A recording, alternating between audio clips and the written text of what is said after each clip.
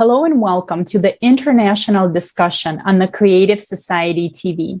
Today, we're continuing to discuss important topics that were raised at the International Conference, Global Crisis, Time for the Truth, that took place on 4th of December, 2021.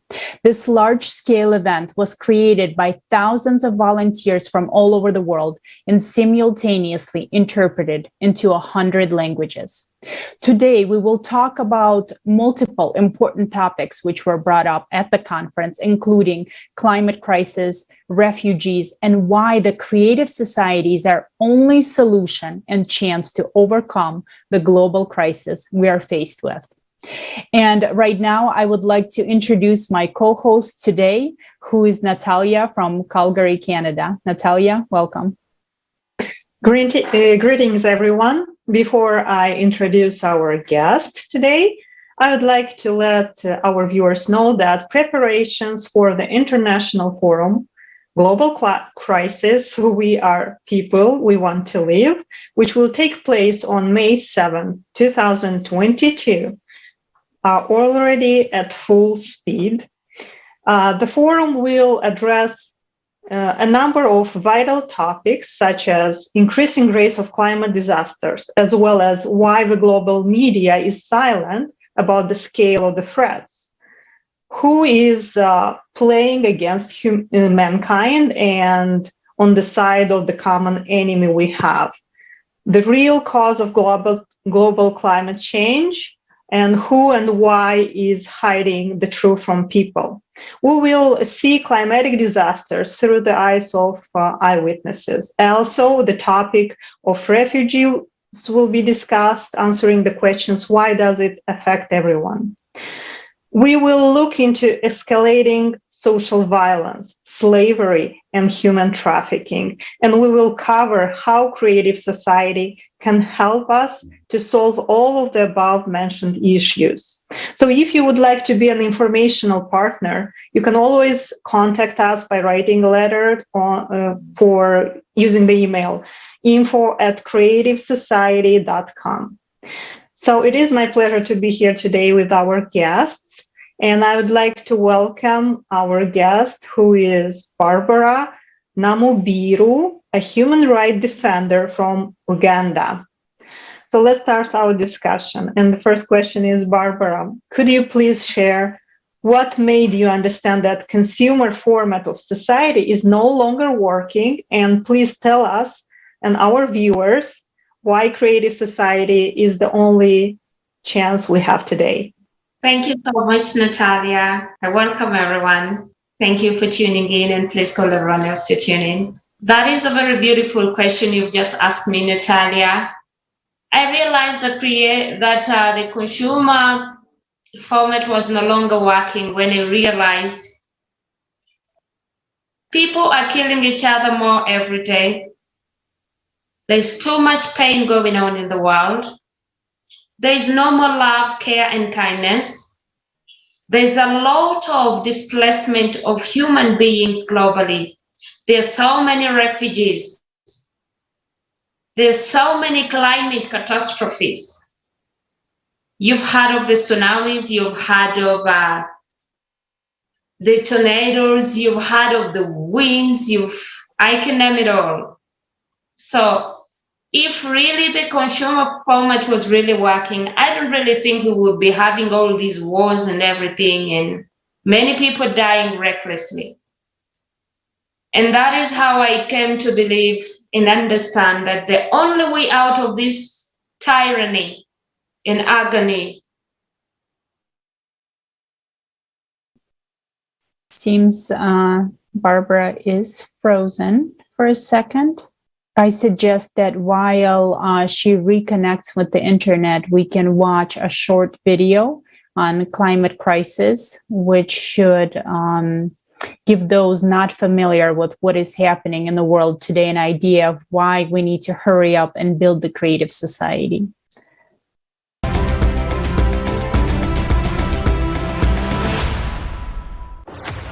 Today, scrolling through the news feed, we see how natural disasters are increasing around the world. But if we look around, it may seem to us that cataclysms occurring in other countries or on other continents do not concern us because they are so far away. However, the reality is just the opposite. Our planet has entered a phase of instability and anomalies. While one part of the planet is drowning, another one is dying from droughts. Drought is about to become the next pandemic, and there is no vaccine to cure it. Most of the world will be living with water stress in the next few years. Demand will outstrip supply during certain periods, said Mami Mitsutori, the UN Secretary General's Special Representative for Disaster Risk Reduction. Shortage of drinking water is not even a catastrophe, it is death. This year, 2021, marked the first water shortage in the Colorado River, which provides water to about 40 million people in the western United States and more than 10,000 square miles of farmland. The Colorado River feeds two major reservoirs, Lake Mead and Lake Powell. Its water level has dropped to its lowest level on record. This year alone, drought and water shortages have significantly changed the usual human life on almost all continents. The effects of drought are already directly affecting many people and are getting worse. Food shortages, a spike in commodity prices. Has this already affected you? Or are you still not seeing this?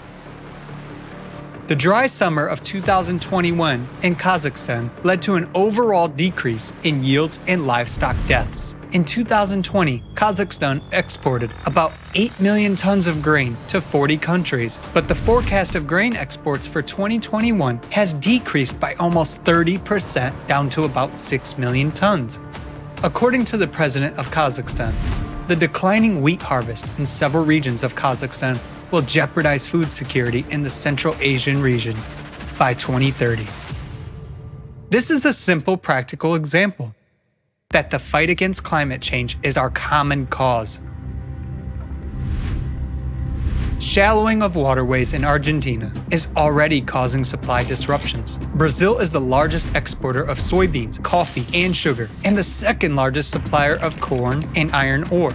A drought in that country is exacerbating the crisis in the global supply chains for these commodities and raw materials. The familiar aromatic Brazilian coffee is becoming more expensive and has already become a scarce commodity. These are just a few examples amongst many. In the world, all supplies are links of one global chain. A breakdown in one of them poses a threat to the supply chain around the world. What awaits us?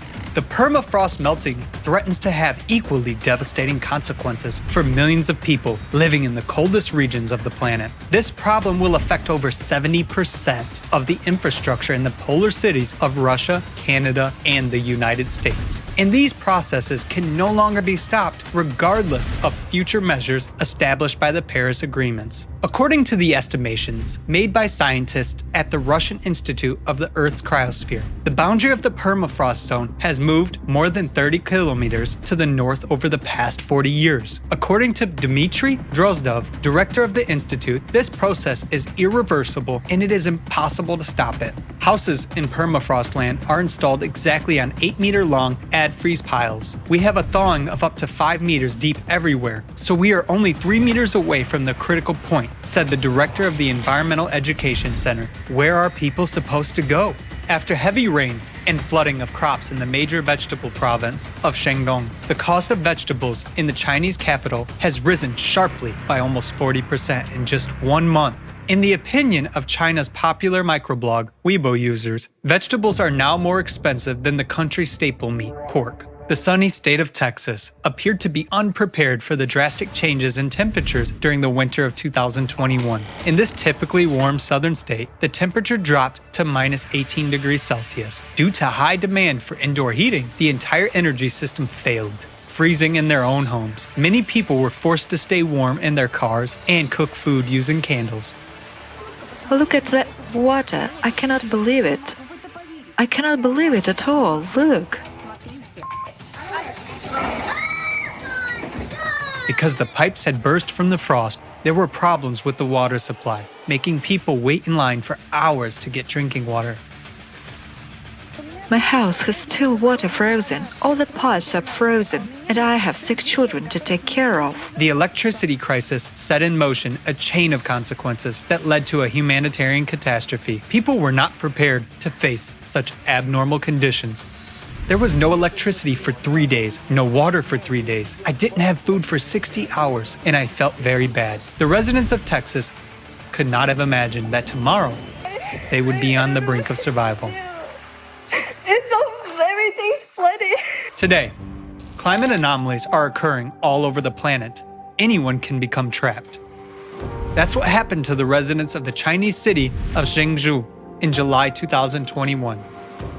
As they stepped into the subway car, people had no idea what a nightmare this trip would turn out to be for them. And some of them would never come home to their loved ones again. Due to abnormal precipitation, a third of the annual rainfall fell within just 1 hour. Subway tunnels were flooded by the flash flood. Subway cars were blocked, and one of them ended up being submerged in water. I was very scared, but the most frightening thing was not the water, but the decreasing air supply in the car, said one of the subway passengers.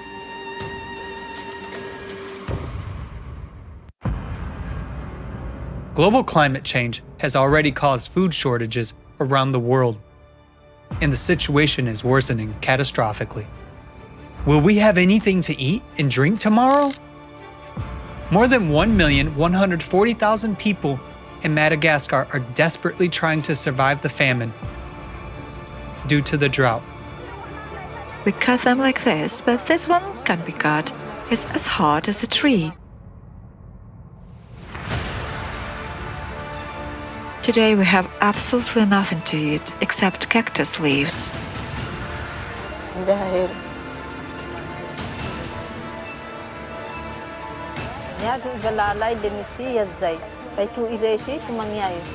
Hungry, homeless, and desperate people literally pounce on arriving humanitarian aid trucks that carry basic necessities and food.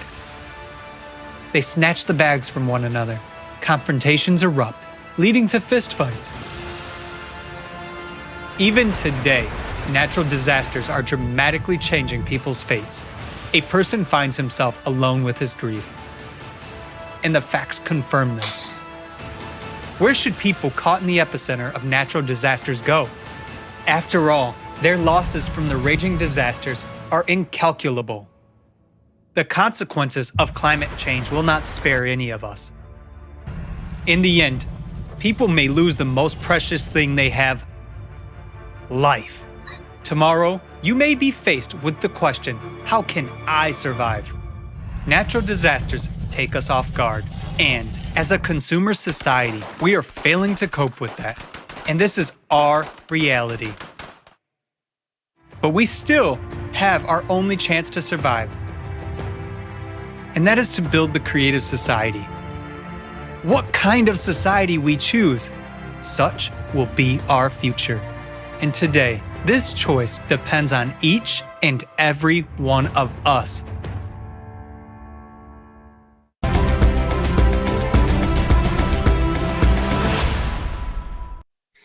We are glad to have you, Barbara, back finally. And you can continue, of course, if we see the climate catastrophes we've just seen in the video, right? As a global, disasters intensify. Refugees from all over the world are forced actually to flee. And the question would be, what can we do as people to be prepared for this situation, which we saw even in the video? What do you think? What can we do to be ready? Thank you so much, Natalia. Before we can even think of what we can do to be ready, it should be what can we do to prevent it? We need to first find out what causes refugees. It is the lack of value of human life.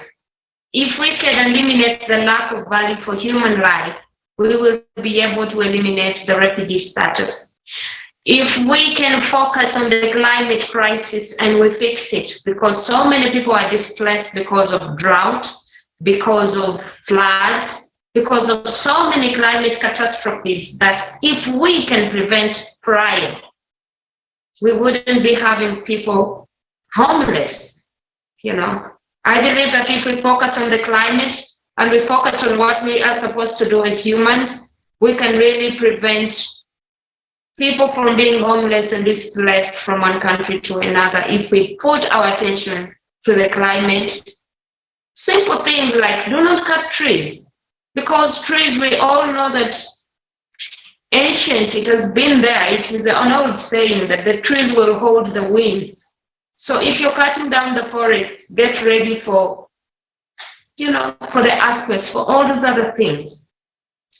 Like back in my country, Africa, do not build in swamps, because those are the ones that help water go back to the lake. If you do that, you're blocking the water and you'll get floods. It is obvious.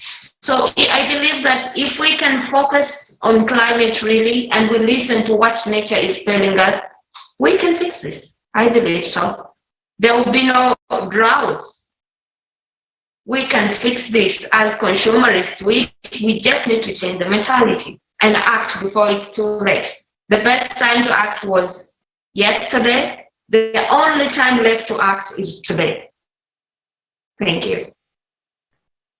Thank you, Barbara. And we know that you're very passionate about the topic of refugees and human trafficking, which is a very, very heartbreaking topic. And we did discuss it at the last conference on the 4th of December.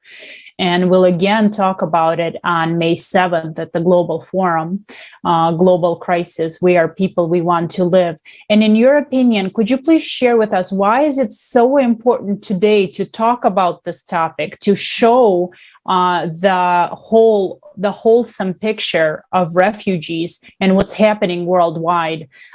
Could you please share with us why, in your opinion, it's important to talk about that?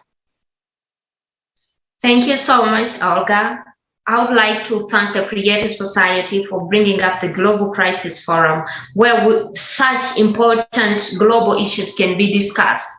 I will tell you first why I think it's very important to discuss human trafficking at the Global Crisis Conference in May 7th, 2020. First, what is human trafficking? I would describe it as a multi-billion-dollar criminal industry. It is illegal. We can all agree to that.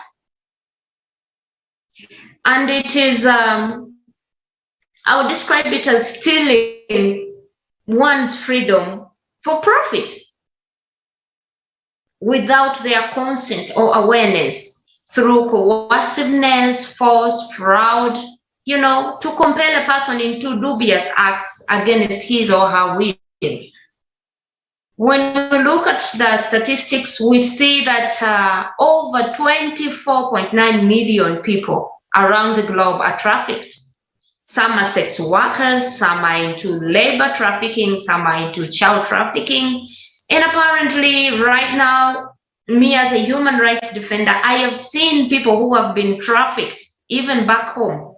They've been trafficked as laborers only to end up being used to take out their body organs. Just recently, last month, was it in January or something, one of my sisters, I would just say Esther because it was all over, she was taken in as a laborer, like a housemaid. And she left home thinking she's going to work as a housemaid, only to come back to her family when her kidney has been taken out. She had no idea. They took her for medical. She went and did all these medical checkups. Little did she know that they were taking her through all this process just to find the compatibility test. Imagine taking out someone's organ without their consent. This is a mother. This is someone who has people to look after. And you leave that person incapacitated. It has been a story that has been making news back in Uganda. Everyone can attest to this. So human trafficking is real. And now it has turned into organ trafficking. So traffickers see that it is very difficult to traffic organs. They end up trafficking the entire person. So I believe that everyone should really attend the May 7th Global Crisis Conference, where we can address such issues. Because if we do not address such issues like human trafficking, Tomorrow it could be you. Tomorrow it could be me. We say we are humans, we want to live. How can we want to live when people are still trafficking other people to take out their organs? Why can't we just do 3D organ printing and make this world better? Who is holding that information from society that people end up believing the only way to save your life is by killing the other one? So I really, really believe that we are all vulnerable. January 12th, we celebrated the International Human Trafficking Day, but nothing has changed. We cannot just celebrate it. Information has to go out there. People need to know that these things are happening. You and I can be our brother and sister's keeper if we decide to hold human life as, of the greatest value. Like the slogan goes, we are human, we want to live. The way we want to live, so are the other people we are trafficking. Thank you so much, Olga. That is my submission. Thank you. Thank you so much, Barbara. And maybe you can also share with our viewers, why is it that the creative society is so important today? And why is it that only in creative society will we solve all the global crises that we see worldwide? Creative society is very, very important because all the other means have failed. Creative society talks about eliminating inequality by making everyone being able and accountable for whatever happens in the globe. What are we trying to say? We are trying to say we can eliminate inequalities. Why put so much money into making weapons? Why not divert that money in humans? For example, take away the inequalities in education. When you look at the money spent in nuclears, in the weapons which are used to kill humans and devalue human life, we can use that money. As the creative society says, we want to create a society where there's equality. We are talking about equality in education, equality in health system, equality in information, which has been the leading confusion of the global catastrophes, because many people do not have the right information. Who is holding the right information from society? Like I just gave you an example of people still have an old mindset that you have to kill another person to get an organ. Yet someone out there knows you can do a 3D organ printing. It is very simple. So I believe through creative society, we will have the awareness. And I would like to call upon everyone to come on board. Everyone has a contribution to make in the creative society. It's not about education. It's not about religion. Everyone is accountable for humanity.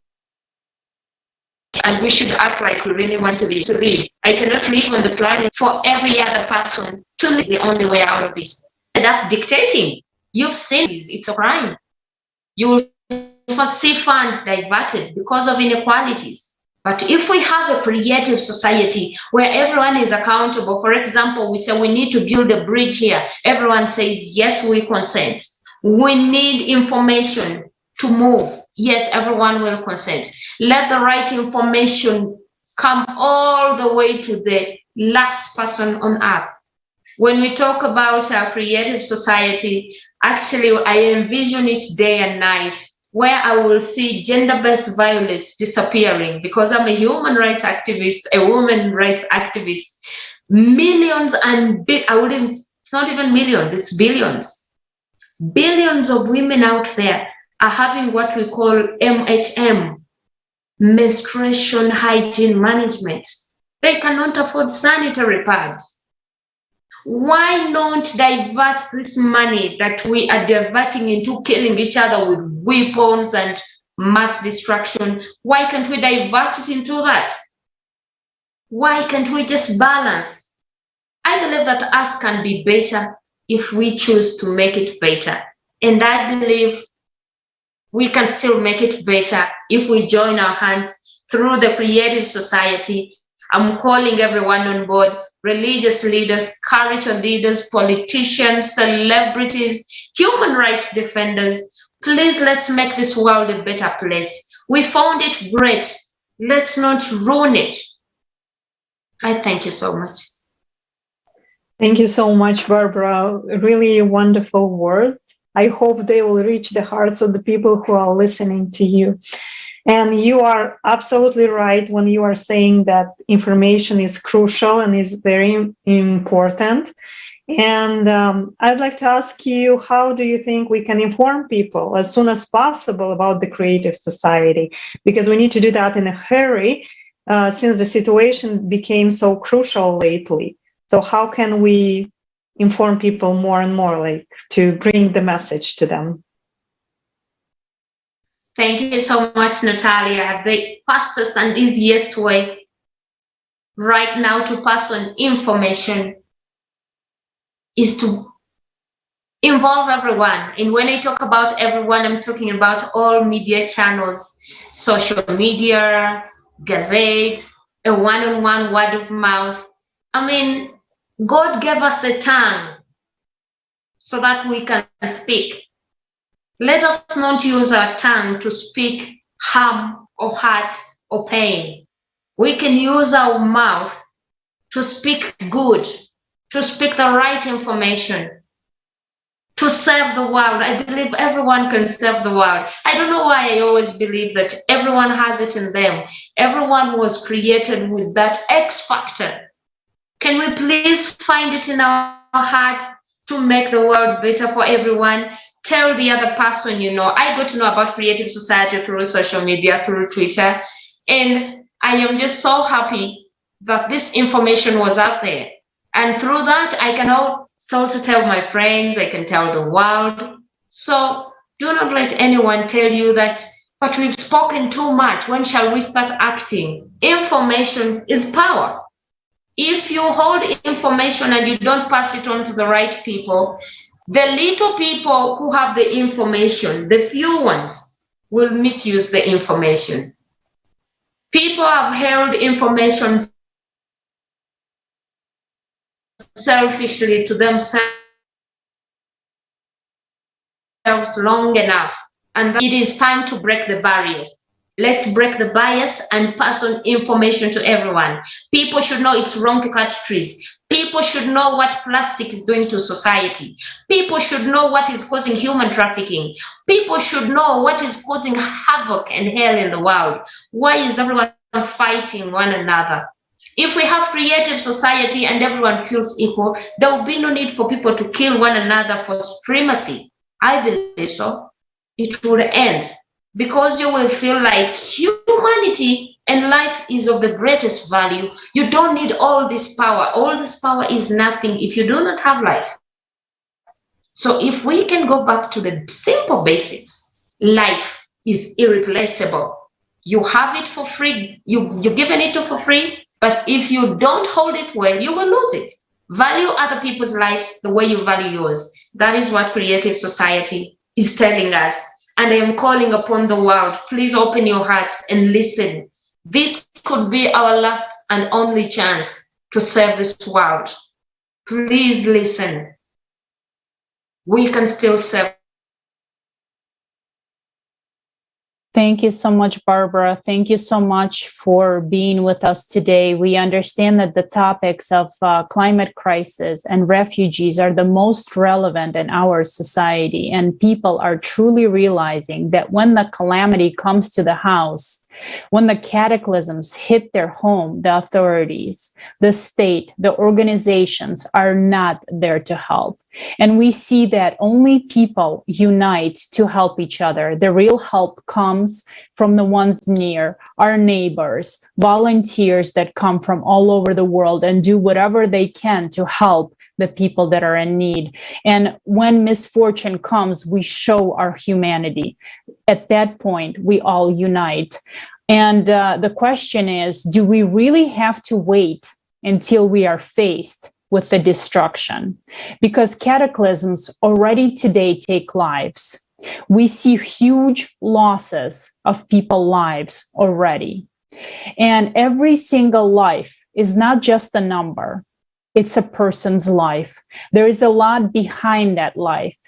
People like you and me, with their dreams, their plans, their ideas, and in a blink of an eye, it's simply cut off. And why do we unite after the lives have been lost and the disaster occurred? We need to unite in advance. In the creative society, the highest value is human life. The creative society is a community of all people with united potential. As you were saying, the scientific, intellectual, and technological. And under such conditions, it will not be difficult to make a single rescue service, develop technologies that will predict where and when certain cataclysms will take place, and therefore warn people in advance in order to evacuate people, and therefore will be able to save lives. And again, as you were saying, also, as Barbara was saying today, let's, for example, take 3D printing. Not only can we print houses, we can also print organs and therefore, again, save human lives. Because in the creative society, people are put first. And Barbara, we would like to thank you so much for being with us today. Thank you so much for sharing the word, spreading the information. Thank you for talking about the creative society, sharing it with your friends and everyone else you know, because today we understand that this is our only chance, this is our only opportunity to combat the climate change, to unite and to survive. So what needs to be done, you might ask? We need to create the demand for creative society that is coming directly from people in every single country. How can we do this? By informing every person in every single country about creative society. Then we can proceed to the second stage of implementation of creative society. The most important thing is to do it all together. Nowadays, millions of people from 180 countries support the idea of creative society, but there are billions more to reach. So, and we are running out of time. We are late. Disasters are killing people every day. Yes, we aim high to inform almost 8 billion people, and we set a common goal to unite and build creative society on the whole planet. But this is our not just dream, this is our vision of our future. Yes, and Barbara, before we end the discussion, maybe there is something else you would like to share with the viewers, last words. Thank you so much. I would like to first appreciate all of you for giving up your precious time for the good of humanity. That really, I mean, for a human rights defender, for a political activist, when you see people caring about other people, that is priceless. So I would like to encourage not just you, but all the viewers around the world. My closing remarks won't change from what I've said earlier. We might not be so lucky next time. Can we please take advantage of this opportunity we have to make the world a better place, not just for us, but for generations to come? Can we please all make the world a better place for everyone else? No one wants to be a refugee. When people just find themselves in those situations, no one was born to be like that. In the creative society, we will not be having displaced people. In the creative society, we will not be having inequalities, because we will all find human lives valuable. Let's stop being consumerists and be real humans, because consumerists consume recklessly. Humans have humanity. Let's go back to that stage where we used to see someone drowning and we would give them a hand to save them. The consumerists just take out their smartphones and capture the moment. Oh, I watched this person dying. I was the last one to see this person. We can still fix this. That is not human. Human life matters. We are all human and we want to live. And I'm welcoming everyone. I'm inviting everyone on May 7th, 2022. Please mark your calendars. This is going to be a phenomenal international conference where we are going to be addressing, forging the way forward, issues that can make the world a better place for you and me and the generations to come. I thank you all. Please, let's love one another. Let's value human life because there's nothing close to it. Every human being is nature's greatest miracle. Can we please make them feel like they're so? Thank you so much. Thank you so much, Barbara, for being with us today. And you did such a great job inviting everyone already to the May 7th conference. But I would also like to end this discussion with a sincere invitation for everyone who's watching right now to an international forum, Global Crisis. We are people. We want to live, on May 7th, 2022 on the Creative Society platform. And the purpose of the forum is to truthfully and objectively inform humanity about the increasing danger of climate and environmental disasters, to reflect the real scale of the multiple crises of the consumer format of society, and to consider practical solutions to overcome all the crises by building the creative society around the globe. Be part of history with us and become part of the global solution. And we really hope to see you on May 7th. Now, dear viewers, if you have any questions, comments, or if you would like to participate in the international discussions, please don't hesitate. Write us an email at info@creativesociety.com. And thank you very much, everyone. Thank you, Barbara. Thank you, Natalia, for being with us today. And we'll see you next time.